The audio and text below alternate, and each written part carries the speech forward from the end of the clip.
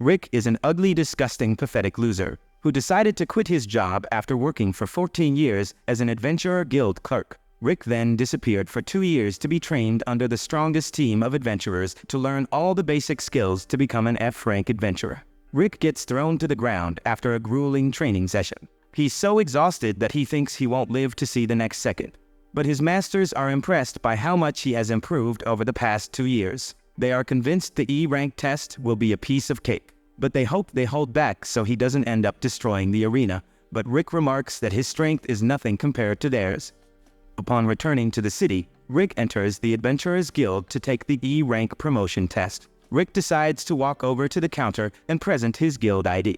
The receptionist is about to present him with his admission ticket when she recognizes him as her mentor. Rick remembers Alyssa, even though he hasn't seen her in 2 years. He's surprised that she's now working in the Central, but she tells him she was more surprised when he suddenly quit the guild back 2 years ago.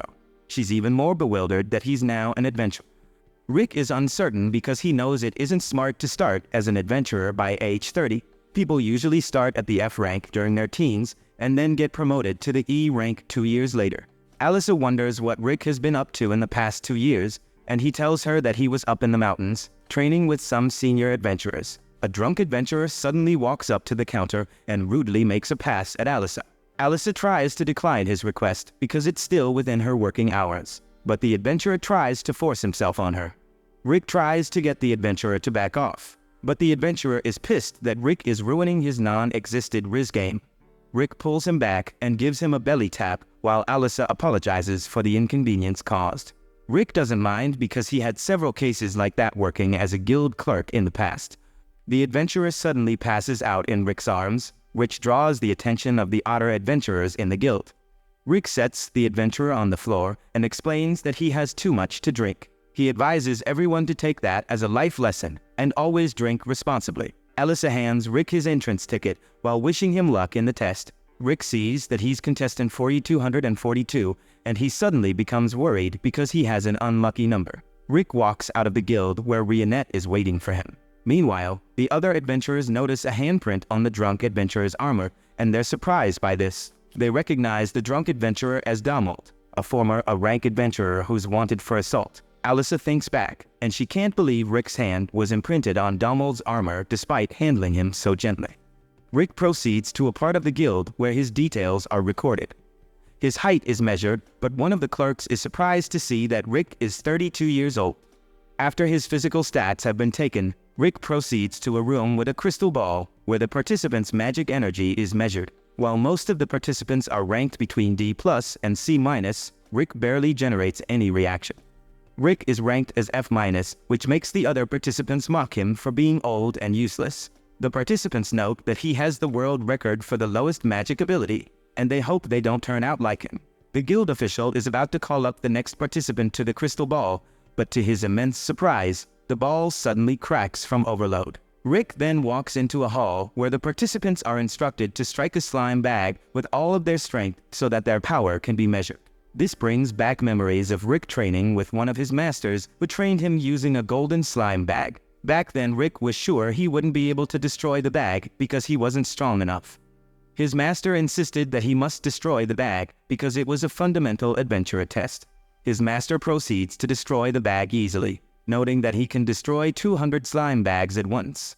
This motivated Rick to start training with the bag, racking up 50,000 punches per day.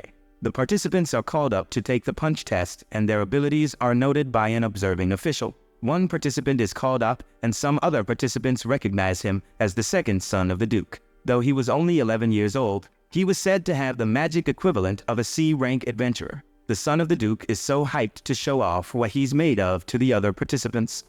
He conjures a level 3 natural blaze magic to the surprise of everyone, but when he releases it, Rick notes that it's tiny. The other participants are impressed with the little impact the ball of flame has on the slime bag. The observer is also impressed by the abilities of the child prodigy. But Rick can't help but feel underwhelmed because that's not how he remembers the level 3 natural blaze magic spell. He recalls when his master also cast the same spell in the past, but it resulted in a huge fireball that burnt down a nearby forest. Rick concludes that the prince compressed his magic because they're indoors, and he silently praises him for being so talented. Other participants take their turn at the slime bag, and Rick notes that the green slime bag also has a high damage capacity. The moderator calls his number and walks up to the slime bag. The observer stops him, noting that he became an adventurer when he was already 30 years old. The observer is skeptical about Rick's abilities because he didn't train his magic when he was younger. He advises Rick to give up on his dreams because it is too late for him. Rick remembers his grueling training session with the golden slime bag. He punched the bag so much that his fists were bloody, but he was exhausted even though yet to complete his daily quota. His master motivated him to get back to his feet, and Rick did so because he didn't want to give up. Though Rick agreed with the observer, he wondered why older people weren't allowed to become adventurers irrespective of their age. Rick channels this rage as he strikes the slime bag, bursting it open and spilling slime everywhere. The other participants were so shocked they wondered who Rick was, but Rick thinks that the bag was defective. The Duke's son is pissed that Rick surpassed him, but he believes he will perform better in the defensive ability test. The participants move over the defense session, and Rick defends against the level 4 nature-composed magic, which proved to be too difficult for the others. The guild official commends his defensive abilities, impressed that Rick was able to use a level 1 nature-composed magic to counter his spell. The official decides to use a level 5 nature-composed magic spell, and he recommends that Rick use a higher spell level for defense. Rick shamefully admits that he can only use the level 1 nature-composed magic. The official is surprised by this because Rick's magic control is so precise, but Rick tells him not to worry, assuring him that he'll be alright. The official thinks that Rick is underestimating his abilities, and he decides not to hold back. He chants the incantation for his nature-composed magic spell, and casts the level 5 winds spell at Rick. Rick easily defends against it, clearing out the magic spell without breaking a sweat. Sylvester, a first-class knight, notices this from a distance and wonders what is happening. He decides to visit the test area, and he arrives to meet some guild officials on the ground. They brief him on what happened, and the knight wonders if they're playing a prank on him. The female official shows him Rick's details, and he's surprised that Rick is 32. He also notes that he worked as a guild receptionist for 14 years and wonders if the clerk title was given to someone who defeated the dragon. But the official tells him it's not. Meanwhile, Rick joins the other participants to take a written test, and after the test, he sits on a bench outside with Rionette. She asks him how the test went, and he tells her he would get a perfect call because he put his 14-year experience as an office clerk to good use. Rick is concerned because he got an F- on his magical ability test, but Rionette reassures him that he would be alright. The Duke's son suddenly approaches Rick, addressing him as a commoner, but Rick has a problem remembering his name, which pisses him off. Freed suddenly starts crying, pointing out that Rick stood out more than him, preventing his official debut into the adventurer life. Rick is surprised that Greed is crying, but his senior sister and eldest child of the Duke, Angelica, suddenly steps in to teach Rick a lesson from making Freed cry. Angelica throws her glove at Rick, challenging him to a duel, but Rick picks up the glove, pointing out that nobles don't value clean clothes because they don't do their laundry. Rionette points out that he has accepted the duel by picking up the glove, and Rick can't believe it when it dawns on him. They proceed to the arena where Angelica asks that they each state their condition for the duel according to the rules of the Kingdom of Vilheim. Angelica proposes that the loser will act as the victor's servant for life. Rick is worried because Angelica is a member of the Knights of the Realm, the protectors of the peace in the kingdom. Rionette points out that Angelica is equivalent to a B-rank adventurer, which worries Rick even more. But Rionette tells him to go easy on her. Rick doesn't fancy his chances because he's just an F-rank adventurer. But Rionette reminds him of his training in the past 2 years. Rick almost loses his mind remembering how bad his training was, but Rionette tells him to have more confidence because the Orichalcum Fist, the strongest party in the continent, considers him as their member. Rick is inspired, and he immediately regains his confidence. Angelica decides to go easy on him since he's just an F-rank adventurer as she draws her sword. Rick notices that she's a sword user who boosts her abilities with magic. She rushes at Rick, intentionally missing him to show off how fast she is. Rick appears stunned, and Freed tells him Angelica is so fast that she is nicknamed after the Flash. Rick doesn't seem impressed by this name, but Angelica promises to stop holding back in her next attack.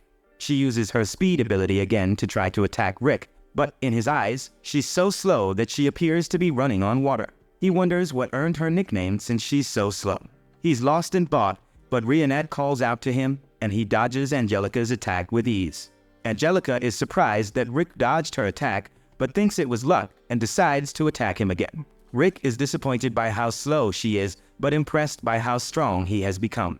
Angelica suddenly trips on a stone, turning her lunge into a spinning attack, but Rick is barely able to dodge.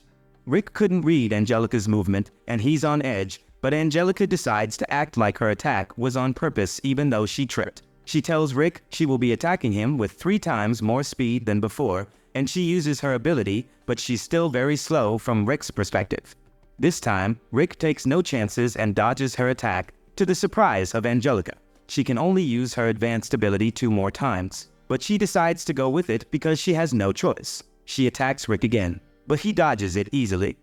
She unleashes her last attack, but she trips, turning it into a low attack. Rick was ready to counter her attack, but her low attack took him by surprise. He quickly punches downwards, hoping to catch Angelica in time. This creates a huge hole, and Angelica is thankful that she tripped because she would have been on her way to the afterlife now. Angelica asks him who he is, and he tells her he's an ordinary man who became an adventurer after working as a clerk. But Angelica doesn't believe him. Rock decides to go all out in the battle, but Angelica surrenders, to his surprise. She decides to leave the arena, but Rick reminds her about the condition for the duel, telling her he would be using her conditions since he didn't state his. Angelica summons her last energy, and she puts them into her legs, getting out of the arena before Rick can say another word. Rick doesn't consider the duel a win because it doesn't feel right, but Rionette tells him Angelica already acknowledged her loss. Rionette suggests that they return to the guild because the results will soon be released. She also informs Rick that his masters will be visiting him to see how he is doing. The weight of this news is so overwhelming to Rick that he immediately has a meltdown. The Akashic Record, a treasure which grants any wish, is given to anyone who defeats Kaiser, the ultimate monster. An adventurer was unable to defeat the monster when he had an encounter with it, but he hoped that someday one of the upcoming adventurers would be able to bring down the beast and make up for his failure. Meanwhile, Alika announces to the adventurer that their test will be released momentarily. She tells them that mana will be sent to their exam tickets, and the tickets of those who passed would glow blue. She further informs them that the successful candidates will participate in a mock battle in the second stage the next day.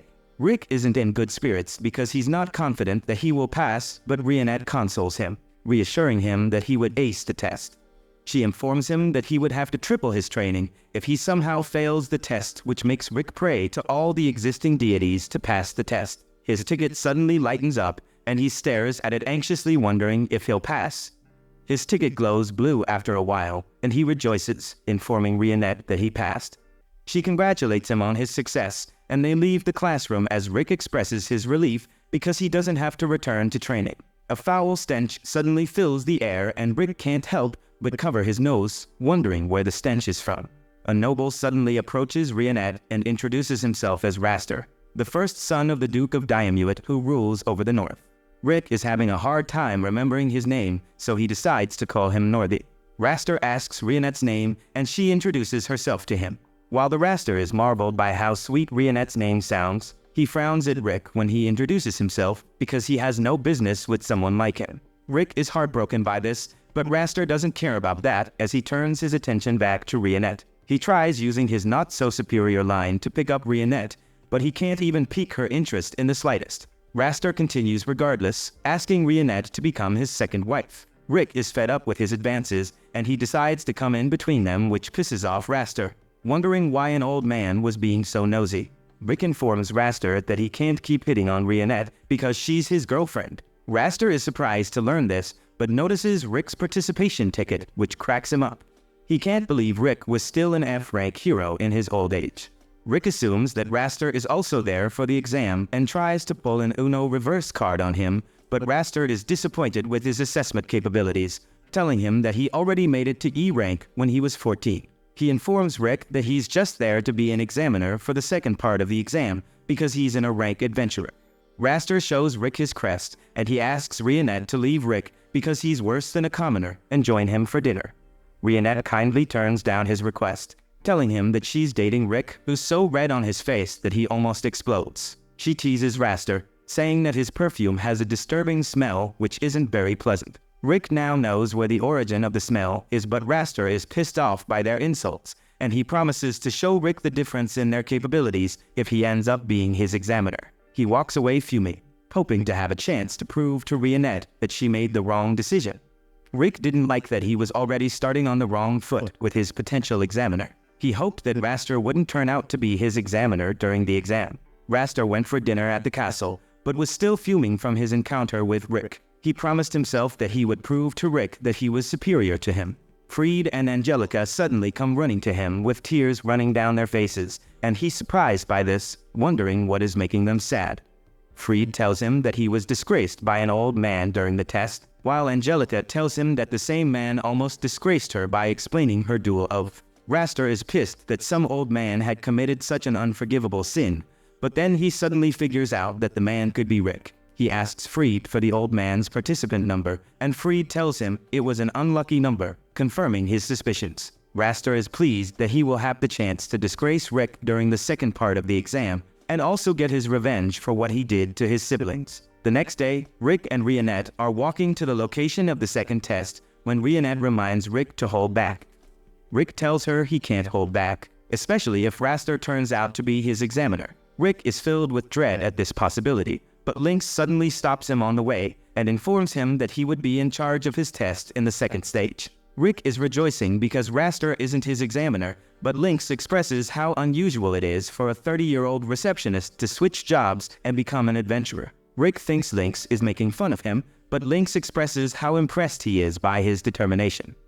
Lynx is glad that a fellow middle-aged man like him can inspire others to chase their dreams regardless of their age. Lynx felt a sense of déjà vu because he became an adventurer at 24 years old, so he knew that Rick had a goal in mind. Lynx informs Rick that he's yet to achieve his dream of getting to a rank despite being in his 40s, because it took him 20 years to get to B rank. Rick was impressed by Lynx's passion at his age and eager to get into the mock battle with him. Lynx warns Rick that he won't hold back, but he gives him a handshake and invites him for a drink after the test. Around the corner, Raster is silently eavesdropping on their conversation with a naughty smile. Lynx felt how much Rick trained just by shaking his hand, so he decided to train even harder. As he returns to his quarters, Raster corners him so they can discuss. In the prep room, Rick is very cheerful, and Rionette notices this, but a messenger suddenly comes into the room, bearing news for participants numbered 4200 and above. He tells them Lynx has fallen ill, and their new examiner will be Raster Diamut. Rick doesn't recognize the name till Rionette informs him that it's the Northy from the previous day. She tells him Raster may be related to Angelica and Fried since they all bear the same surname, and Rick can't believe his ears. The other participants express concern because they're scared of Raster. Rionette wonders what the big deal about him is, and one participant tells her that Raster is nicknamed the F-Rank Crusher because he torments participants that grab his attention. Rick realized that he was in a bad situation because he gained not just Raster's attention, but also his wrath. Raster enters a mock battle with one of the participants, and he easily defeats him with his nature-composed ice magic. He expresses his disappointment in how powerless commoners are, but an elite guard suddenly calls his attention to give him a message. Meanwhile, Rick was having a meltdown wondering what he would do to get out of his predicament, but Rionette tells him there's no point worrying. Rick tells her that he wants to go home, but he remembers that his training would triple if he does that, so he decides to make peace with the fact that he won't achieve his dreams. Rionette advises him to gain inspiration from others who tried to tell him he couldn't achieve his dreams instead of allowing their words to weigh him down. She assures him he will pass the test and defeat the perfume noble because she believes in him. She informs him that she always believed in him from the first day he decided to become an adventurer. Rick is so moved by her words that he regains his confidence. The hooded figure suddenly comes up to Rock and offers to help him through his midlife crisis through fortune-telling. The figure tells him he doesn't have to be suspicious, and he offers to give him a free trial first. Rick feels reassured by this, and he takes a seat with the figure. Rionette notices a spell on the seat, but she can't act quickly enough as Rick disappears as soon as he sits. Fried praises himself for being an Oscar-worthy actor because he got Rick to fall into his trap, but Rionette suddenly threatens him and asks him to spill the location where Rick was teleported to. Fried tries to be tough and withhold the information, but Rionette demonstrates her powers and Fried spills the beans like a broken tap pad. He tells her that Rick isn't too far from their location because he can only manage to use teleportation magic within 100 meters of his location. Rick wonders where he is, wondering if he's behind the arena when suddenly surrounded by mercenaries hired by the elite guards. Rock thinks they have him mistaken, but they introduce themselves as the elite guards if Dianuit and Rick realize that Raster is behind his predicament. The guards promise to make sure he is in no condition to take the test, but Rick is disappointed that they have to resort to such dirty tricks. The chief guard informs them that they are all equivalent to B rank and are ranked adventurers, and Rick realizes that he won't be able to get away unscathed. His masters suddenly come into view, wondering why Rick was outside the arena instead of taking his test. Rick tells Brufston that the guards are helping him train as an excuse, but the guards debunk his claims, threatening to take down his masters if they don't leave immediately. Rick begs the chief guard to call his men off, but he tells them to take down the masters instead. One of the guards tries to use his sword on Brufston, but his sword shatters as soon as it makes contact. Brufston expresses how impressed he is that the guard has trained his body, but he expresses disappointment at his negligence of weapon strengthening. The guard gets pissed off and tries to throw hands, but his fist is crushed like a cereal flake. Brufston heals his hand and advises him on improvements in his fighting form. The guards are surprised that an orc can talk and use magic. The chief guard suddenly recognizes them as the members of the strongest party. Mizet figures out that Rick is being bullied and decides to handle things peacefully with his newest invention, a custom gun with magic crystals and lead bullets. The other guards decide to go for the other masters since Brufston seems so powerful, but Mizet takes them down with his weapon. He asks Rick if he wants a shot with his weapon, but Rick turns down his request. The chief guard was now sure of his theory that they were members of the strongest party. Another guard threatens to take down Eliseret if anyone moves a muscle, but they advise him to let her go for his good. Eliseret wonders what the guard is doing, and Rick tells her he wants to play with her. Eliseret is open to playing with the guard, but he hurts her instead, and she gets triggered. She unleashes a high-grade nature magic that sends the guard flying, to the horror of others. The chief now recognizes Eliseret, the vampire mage, who is the youngest and strongest magic user. Mizet, the half-elf half-dwarf, is the best weapons craftsman. A Shork, the orc with great intelligence and superhuman strength. The chief guard tells the other guards that they're all S-rank adventurers who are members of the Orichalcum Fist, the strongest party in the continent consisting of only S-rank adventurers. The chief guard is so entranced by their presence that he decides to retire and live in peace. Rick decides to return to his test while his master handles things. Meanwhile, Freed wonders how long Rionette would keep holding him hostage, and she tells him she would keep it up till Rick returns. Freed tells her Rick won't return because he's walking into an ambush by his family's elite guard. He's surprised when Rick comes back unscathed, and he wonders how he made it out without a scratch. Rick apologizes to him as Rionette tosses him away like a worthless rag doll. Lynx suddenly walks into the room looking hurt, and Rick helps him to a bed. Lynx informs Rick that Raster was the one who hurt him and made up the story that he fell ill. Lynx was disappointed that he couldn't stand a chance against Raster, but Rick wondered why Raster would go to such lengths just to be his examiner. Lynx recounts how Raster beat him up after he told him about his dream to build a school which kids who want to become adventurers can attend. Raster told him his dream was worthless because he could only manage to build up a third-rate school since he's a third-rate adventurer. Lynx is disappointed that he couldn't say something back to Raster and advises Rick to forfeit the exam so he doesn't experience a worse fate.